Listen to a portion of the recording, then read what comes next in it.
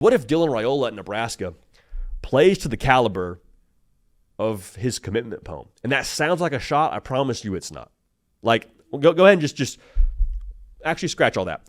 Let's read Dylan Raiola's commitment poem for when he committed to Nebraska. Remember, at this point, he's been committed to Georgia, before that committed to Ohio State, and he drops a banger on us of sorts via social media. Cato, let's play that poetry music right now, man. Go ahead and check this out. From Dylan Raiola. In the realm of college dreams, where purpose takes flight, enter Dylan Raiola crafting his narrative in the night, once lured by Georgia, where powerhouse glory gleamed, yet Nebraska's purpose in his heart brightly beamed.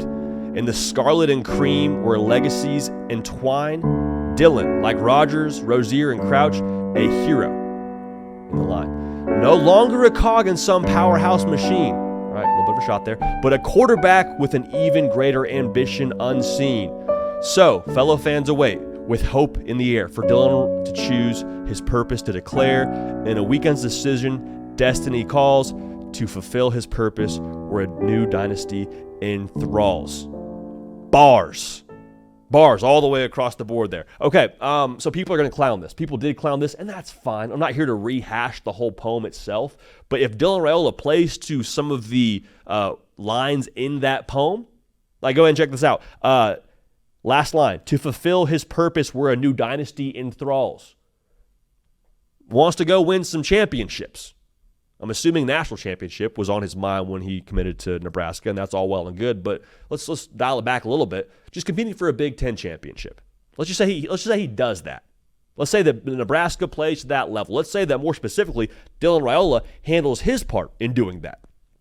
That means he's probably playing at an all-conference level, okay, which to ballpark this thing, that'd mean he probably has a year where he throws for 30 touchdowns and 5 picks. That was right around the territory Curtis Rourke was in last year for Indiana, and Curtis Rourke played in 11 games. If he just does his part, it would feel like the biggest puzzle piece for Nebraska to have correct, especially with what Matt Rule is going to bring to the table as a head coach and the attitude and the makeup of this team. In short, it would make Nebraska, to me at least, a version of a complete team. Because a Matt Rule football team, from experience, they will major in the line of scrimmage. They will run the football, they will block, they will tackle, they will be disciplined, especially in year 3. They will kind of have all the culmination of what he's done since he got to Lincoln. They will have all of that, I think, crescendo. So if Dylan Raiola adds a legitimate vertical presence in this offense, and you have to worry about not just, playing on the line of scrimmage, you have to actually defend a deep level of the field as well. Nebraska can win in some more high-scoring games, can win in low-scoring games. That would be, I think, the key to Nebraska being in a spot where they could then, talk about the college football playoff. Because, how many times have we talked about this? Nebraska being in a spot where they can't win a close game. That was the thing people said for the longest time before Dylan Raiola got there.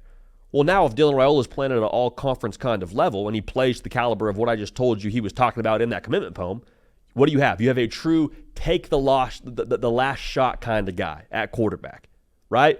Game is close, game is tied, down by 3, up by whatever it is. You have a dude that you look to in the fourth quarter and say, 15, your ball, let's roll. Nebraska, for my memory at least, I can't think of a time where they've had a true dude to point to and say, take us there, go win the game. If Dylan Raiola is that guy for them, okay. Again, big puzzle piece paired with everything else that Matt Rule is bringing to the table, and Nebraska's dangerous because the schedule is workable. Schedule is very workable. How many times have we told you, man? Yeah, check this out. 4 true road games? That's doable, especially with what you expect this roster to be under Matt Rule now in year 3, where the receiving core is supposed to be better.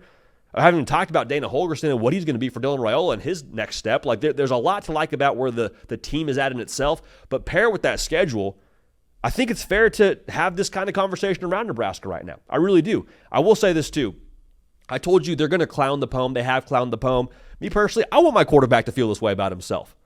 All the best, I think, athletes and competitors have a bit of a extra level of, confidence to them. I'm fine with this. I'm more fine with this if Dylan Raiola backs it up on the field now in his second year as a starting quarterback, and they're in a spot where they're playing for a college football playoff berth, they're playing for a Big Ten championship. So That would absolutely shake up the rest of college football because you got Nebraska finding their way into the 12-team playoff, and that'd be nuts.